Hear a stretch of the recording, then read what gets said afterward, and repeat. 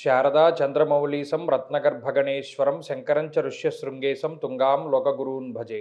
శృంగేరి శారదాపీఠ ఉభయ జగద్గురువుల యొక్క పాదపద్మాలకి నమస్కారం చేసుకుంటూ, జ్యోతిష్ శాస్త్రాన్ని భావితరాల వారికి ప్రసాదించిన ఋషుల యొక్క పాదపద్మాలకి నమస్కారం చేసుకుంటూ, అలాగే నాకు ఈ జ్యోతిష విద్యను నేర్పిన గురువర్యులు జ్యోతిష బ్రహ్మ కీర్తిశేషులు శ్రీ ఈరంకి సూర్యనారాయణమూర్తి గారు, సూర్యశ్రీ దైవజ్ఞ గారి యొక్క పాదపద్మాలకి నమస్కారం చేసుకుంటూ, ఓం శ్రీ మహాగణాధిపతి నమః, శ్రీ గురుభ్యో నమః, హరి ఓం.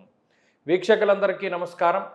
కుంభరాశి వారికి గత వారంతో పోల్చుకుంటే అనుకూలించేటువంటి గ్రహాల యొక్క సంఖ్య తగ్గింది, తప్పితే ప్రతికూలించే గ్రహాల సంఖ్య పెరగలేదు. అయితే ఎప్పుడైతే 6వ స్థానమందు ఉన్నటువంటి రవి 7వ స్థానానికి వెళ్ళిపోతారో కొంత మానసికంగా ఇబ్బంది పడేటువంటి అవకాశాలు ఉంటాయి. ముఖ్యంగా సామంత జన విద్వేష దారాపీడా సుతామయం అన్నది శాస్త్రం. ఇక్కడ ప్రత్యేకించి మీ వెన్నంటే ఉండేటువంటి కొంతమంది, అంటే ఇదివరకు అంటే సామంతులు అన్నారు, ఇప్పుడు వారు మీ శ్రేయోభిలాషులు ఆత్మీయులు ఎవరైనా అనుకోండి, వారు మీకు దూరంగా వెళ్ళేటువంటి పరిస్థితులు గోచరిస్తూ ఉన్నాయి.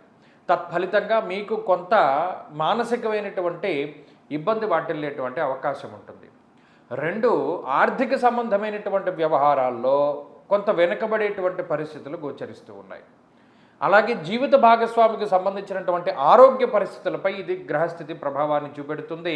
మీకు ఉండేటువంటి ఆత్మవిశ్వాసం పైన కూడా గ్రహస్థితి ప్రభావాన్ని చూపెడుతుంది. అంటే వీటన్నిటిలోనూ కూడా కొంత ఇబ్బందిని కలగజేయడానికి అవకాశం ఉంటుంది. అయితే అష్టమ శుక్రుడు కానీ షష్ఠస్థానమందు బుధుడు కానీ కొంత ఆర్థిక సంబంధమైనటువంటి విషయాల పట్ల కొంత ప్రయోజనకారులుగా వారు పనిచేస్తూనే ఉన్నారు.